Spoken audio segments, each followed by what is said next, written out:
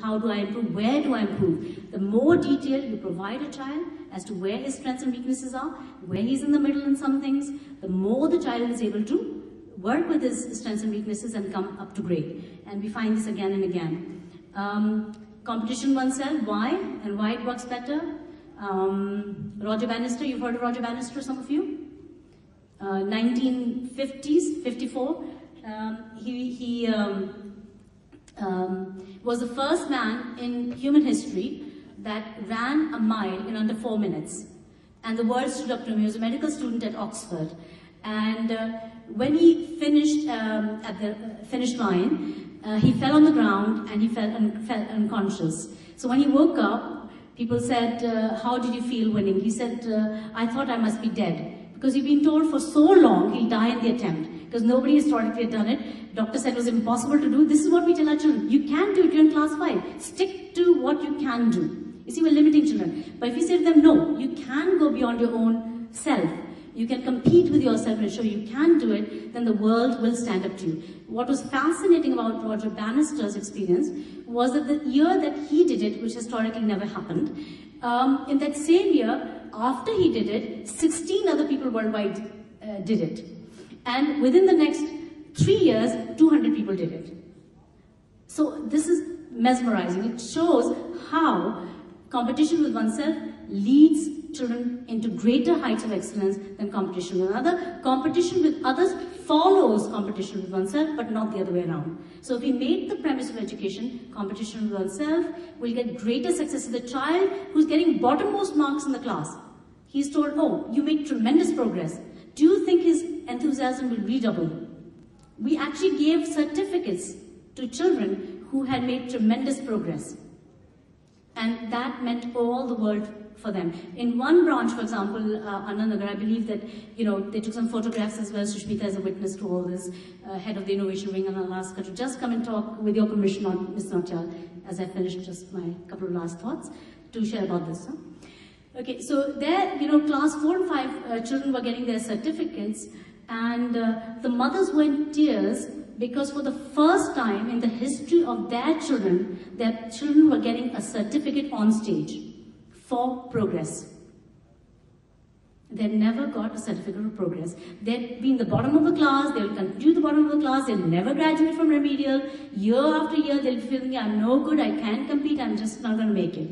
And yet, when you focus on progress, and that is a measure for competition with oneself, when you focus on progress and progress against one's own self, and I don't mean comparing a half-yearly with an annual, we can look at the tools and such, how do you really measure progress against oneself? You will find children really, the overall average of your class is going way up than in the past. Every parent being absolutely delighted with you, what have you done to my child?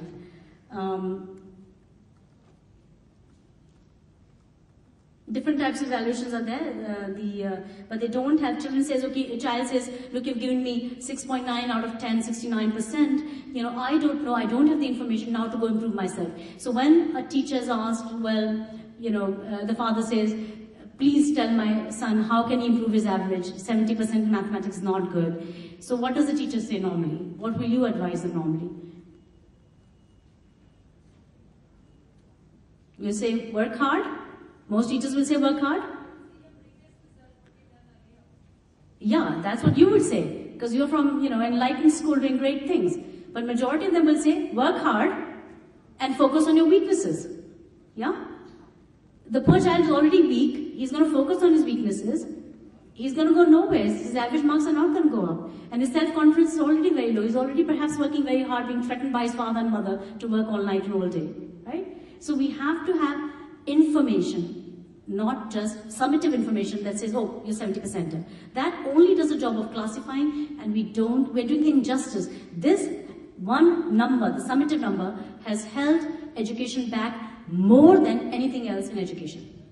If you can do away with the summative government requirements, 9, 10, 11, 12, no issue. Up to class 8, you're free to do what you wish. Do away with the summative. That's my main plea to you, do away with the summative. Give them details, like here's some detail. You're good in so many things. You're moderately good in these things. This is just mathematics. The average of it adds up to 6.9%, or 6.9 out of 10, that is 69%. But in fact, You only need to focus on some things more.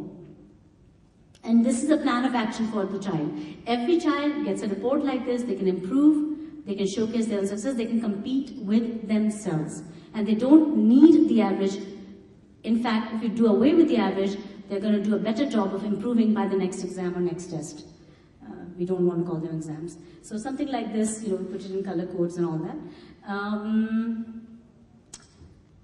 So I think this is pretty much it, and I'd like to say that, okay, every child is special. We need to consider the rates of learning, fast and slow learners, types of learning, visual, audio, motor, mixed as per individual learning styles, attention span, I've taken too much of your time already, motivation levels, need to build intrinsic motivation.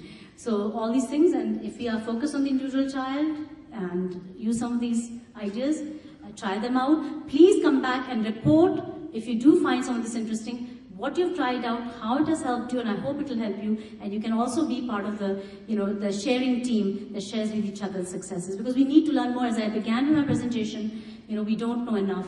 We really need to experiment more. We need to be more humble, more honest about what we do. And we need to be very, very connected to our goals and outcomes. So thank you very much. Jai Jagat. Very nice of you to pay attention. Thanks so much. Sushmita, please. Thank you.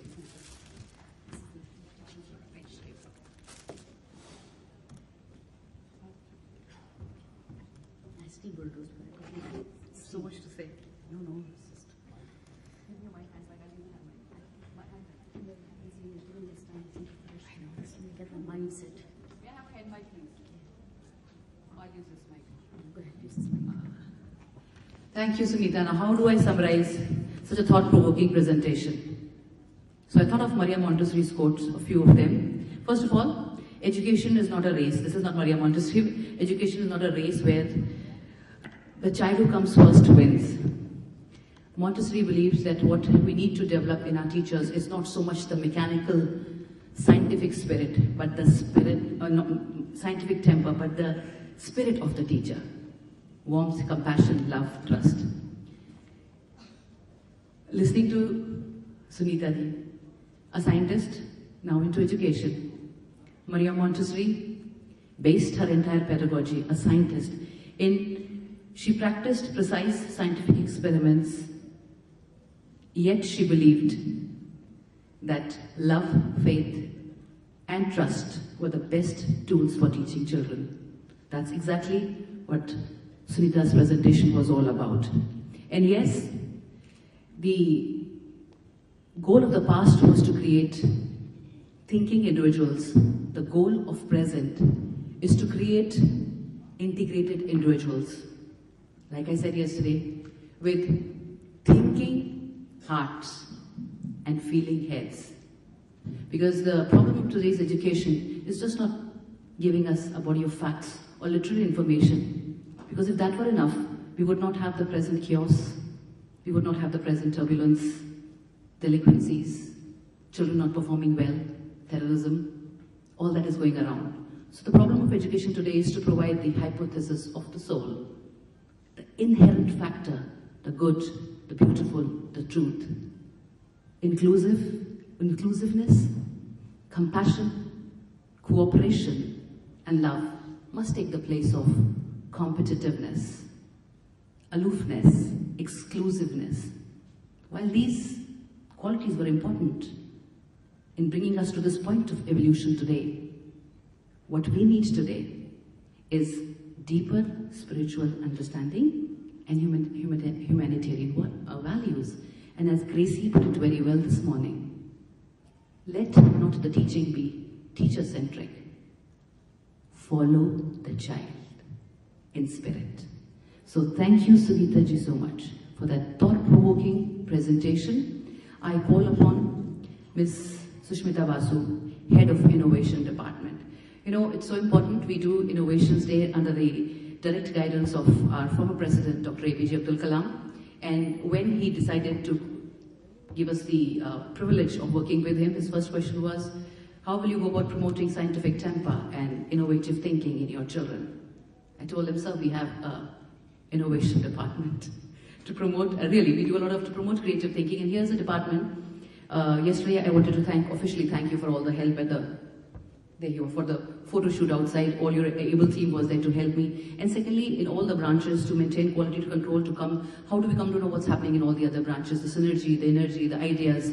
Not possible for us to go around. It is the innovation department under a very capable leadership that makes us grow every minute. So I will request her to invite all of you delegates here, because the more we come together, the more ideas we share with each other, the richer we go back. The richer we go back and the richer we are. If we are happy, if you've learned so much, we'll be able to make children good and happy too.